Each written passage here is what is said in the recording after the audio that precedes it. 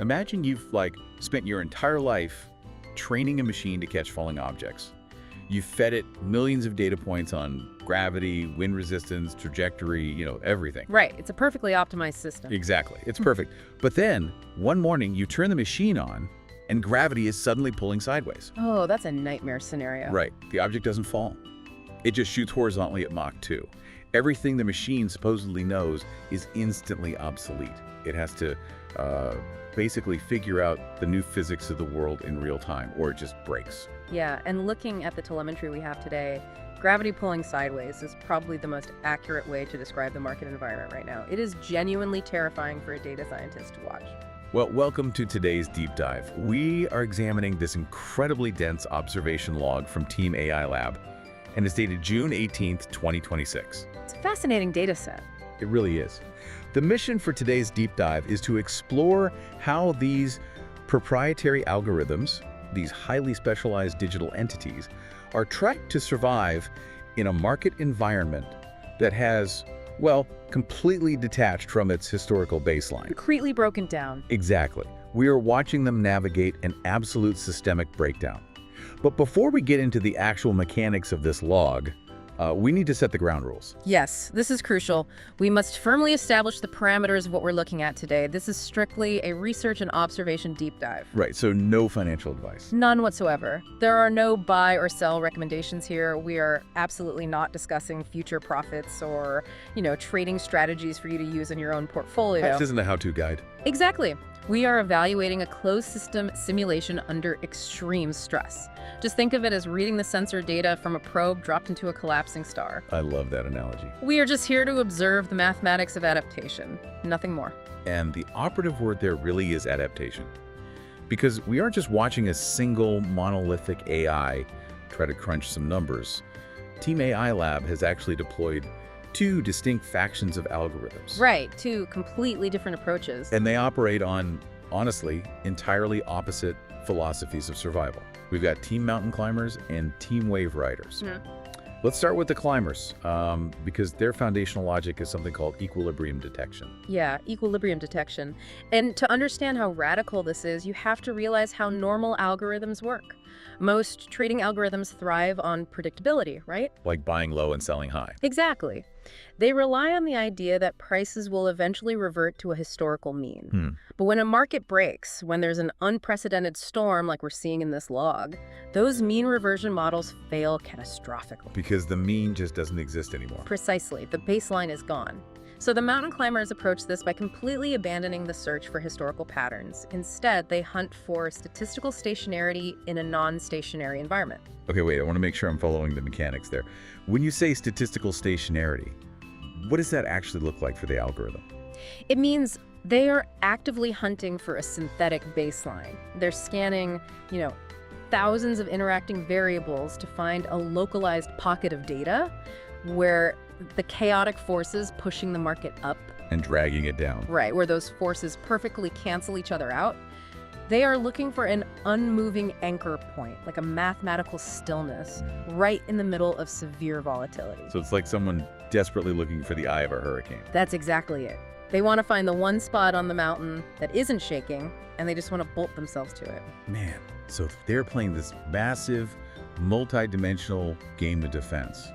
Which brings us to the other faction, Team Wave Riders. Their logic is surging force tracking. Yes, a completely different beast. They weren't looking for an anchor point at all, right? They want to identify the violent momentum of the market and actually ally themselves with it. They want to ride the chaos. But how does an algorithm actually do that without just getting ripped apart by the volatility? I mean, I want to avoid the cliche of just calling them adrenaline junkie surfers paddling into a tsunami.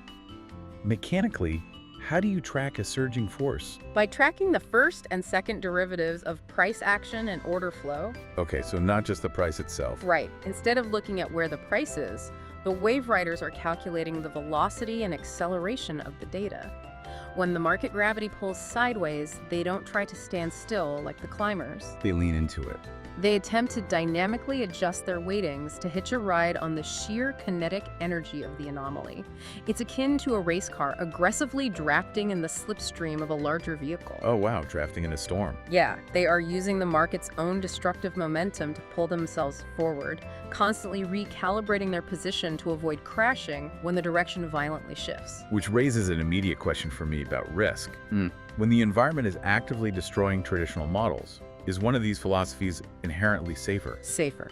Or are they both just equally risky in different ways? I mean, seeking a quiet anchor point versus drafting behind a semi-truck moving at chaotic speeds, both sound incredibly fragile.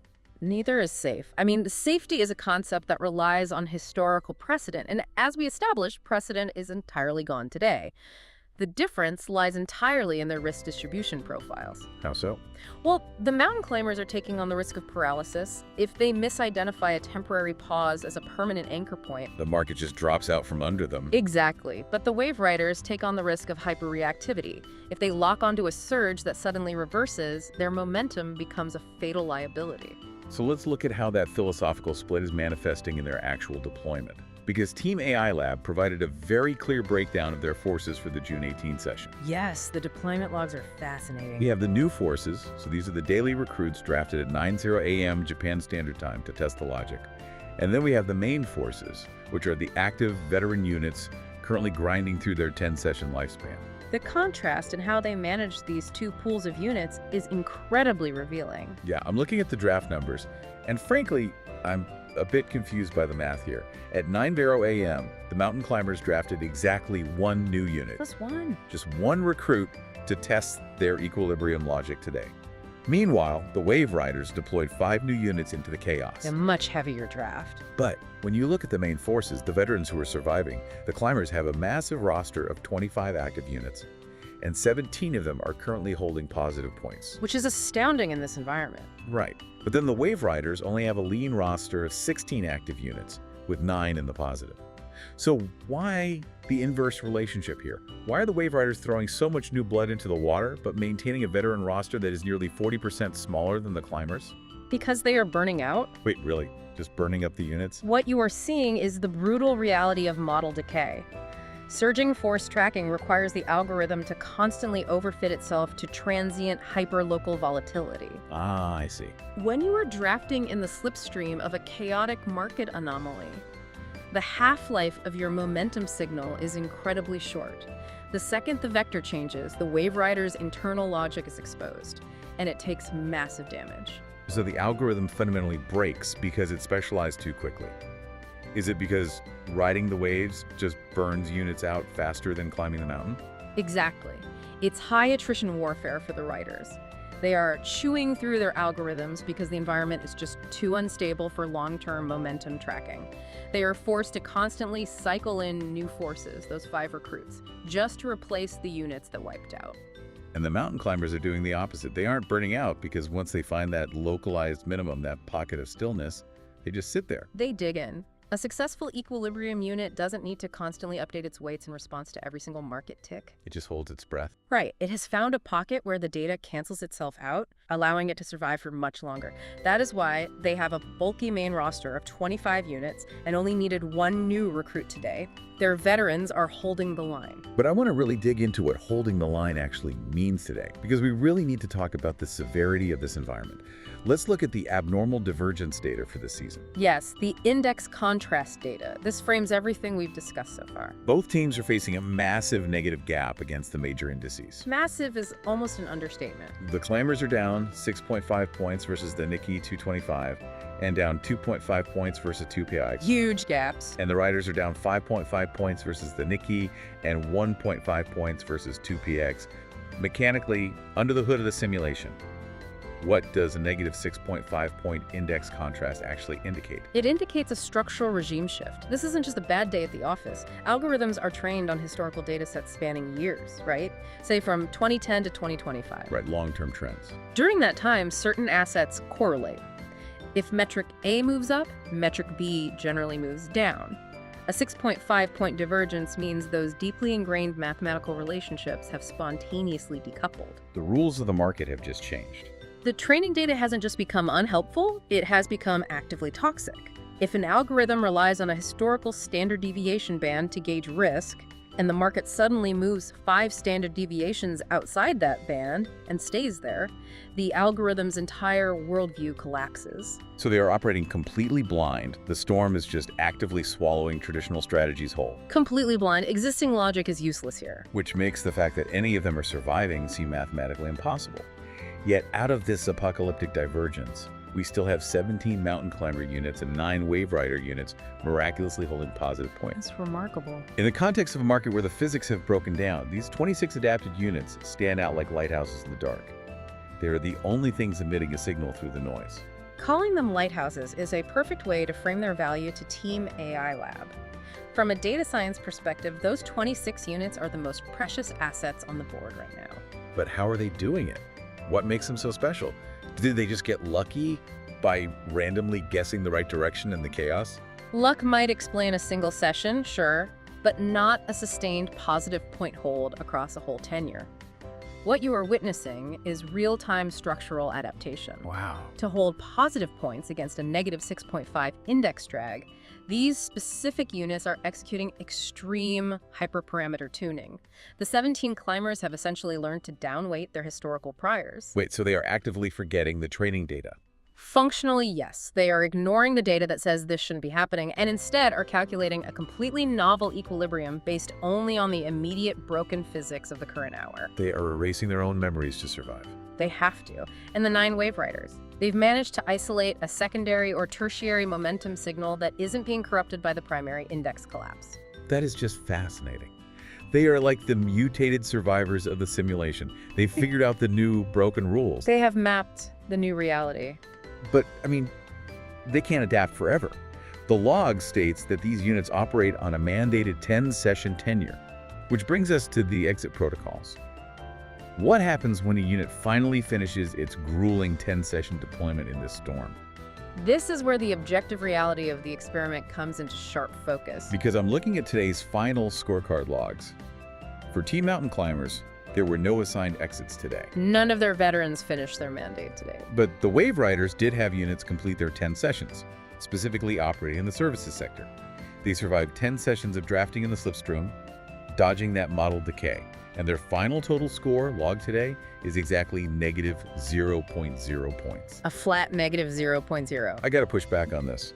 Because if an algorithm fights through a historic storm for 10 grueling sessions, constantly burning computational energy, and it crosses the finish line with a literal 0. I know how it looks. Mathematically, a 0 is a flat line. It sounds like a complete wash. All that surfing just to end up exactly where they started. Isn't that a defeat? I completely understand that reaction. In traditional analysis, anything lacking a positive yield is discarded as a failure. But you have to view that 0 in the context of the relative outperformance we just discussed. You mean the negative 6.5 index divergence? Yes. The market gravity is dragging traditional logic down by 5 to 6.5 points. The default trajectory for any mathematical model in the simulation is a steep accelerating loss. Right. For that wave rider unit in the services sector to achieve exactly 0.0, it didn't just sit there doing nothing. It had to actively generate enough alpha, enough localized outperformance to perfectly offset the massive beta drag of the collapsing environment. Oh, wow. I see. It's not that the unit didn't move. It's like the treadmill was running backwards at 20 miles an hour, and the unit had to sprint at exactly 20 miles an hour just to stay in the center of the room. Precisely. It achieved absolute neutral buoyancy. It neutralized the alpha decay perfectly across 10 consecutive sessions, accounting for transaction costs, slippage, and violent vector changes. That's insane. In a rule-breaking storm designed to crush traditional logic, a negative 0.0 is a profound display of mathematical control. It is a definitive survival victory. That really reframes the entire purpose of this log, and it highlights Team AI Lab's incredibly cold, forward-looking research stance. It does. This is perhaps the most vital takeaway from analyzing these simulations. Team AI Lab is not running these algorithms to generate a hypothetical profit today. Right. This isn't about getting rich on June 18th. This is not about the scorecard of today. It's a laboratory, not a casino. Exactly. Every harsh result, every burned out unit, every negative contrast against the index, it is fiercely protected, hard-won observation data. So when that Wave Rider exited at 0.0, they didn't view it as a waste of time. Not at all. That algorithm brought back 10 sessions worth of precise telemetry on how to synthesize neutral buoyancy during a catastrophic regime shift. The units that fail provide the boundary conditions of the storm. And the lighthouses in the dark provide the shape of the new rules. Exactly. And the ones that exit at absolute zero provide the exact mathematics of endurance. They are stockpiling intelligence for the next iteration.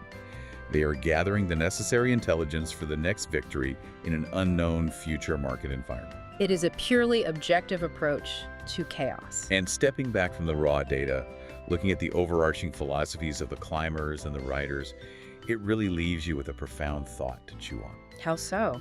Well, we've just spent all this time analyzing how artificial intelligence is programmed to handle a world where its entire reality breaks down. It's forced to choose. Do you stubbornly hunt for a hidden pocket of stillness and bolt yourself down? Or do you aggressively ride the chaotic momentum around you? It makes you wonder about human adaptation. When the rules of your own life suddenly change, when your personal gravity pulls sideways, which strategy do you default to? Are you searching for the unmoving ground, or are you looking for the slipstream? In the face of chaos, are you a climber, or are you a rider? That is the ultimate question this kind of systemic stress testing forces us to confront. It really is. Well, thank you for joining us on this deep dive into the telemetry of survival. If you want to keep exploring these intense intersections of data, adaptation, and algorithmic logic, please subscribe to this channel so you never miss an analysis. There's a lot more data to unpack. Absolutely. And more importantly, you need to check out the primary source for today's data. Visit the Team AI Lab Substack, which is linked directly in the video's description box. Highly recommend it. And if you want to go beyond the summary, if you want to access the highly detailed parsing data, the exact metrics of those lighthouses in the dark, and the raw algorithmic observation logs we dissected today, register for their Substack paid subscription. The insights hiding in those raw logs are absolutely invaluable. Until next time, keep your eyes on the data, and remember to ask yourself, are you a climber or a rider?